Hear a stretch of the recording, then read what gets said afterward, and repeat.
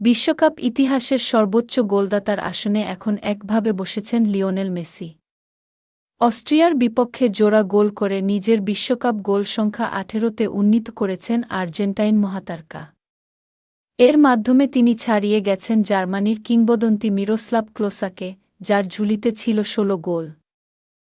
তবে মেসির এ রেকর্ডের আড়ালে রয়েছে একটি ব্যতিক্রমধর্মী পরিসংখ্যান।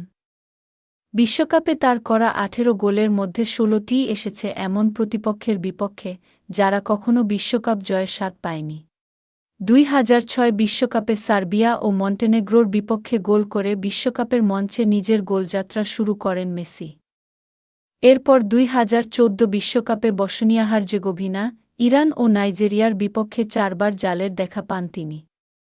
২০১৮ আসরে আবারও নাইজেরিয়ার বিপক্ষে গোল করেন আর্জেন্টাইন অধিনায়ক।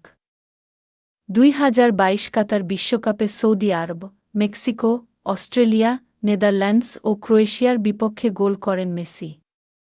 এর মধ্যে সৌদি আরব, নেদারল্যান্ডস ও ক্রোয়েশিয়ার বিপক্ষে তার গোলগুলো ছিল পেনাল্টি থেকে। সব মিলিয়ে মেসির ১৮ গোলের মধ্যে মাত্র ২টি এসেছে কোনো সাবেক বিশ্বচ্যাম্পিয়ন দলের বিপক্ষে।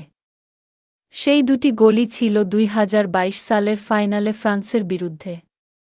বাকি ১৬ গোল এসেছে এমন সব দলের বিপক্ষে যাদের বিশ্বকাপ জয়ের কোনো ইতিহাস নেই। অস্ট্রিয়ার বিপক্ষে গোল করে সর্বকালের সর্বোচ্চ বিশ্বকাপ গোলদাতা হওয়ার পাশাপাশি আরেকটি রেকর্ডও নিজের করে নিয়েছেন মেসি। বিশ্বকাপ ইতিহাসে সবচেয়ে বেশি পেনাল্টি মিসের রেকর্ড এখন তার দখলে।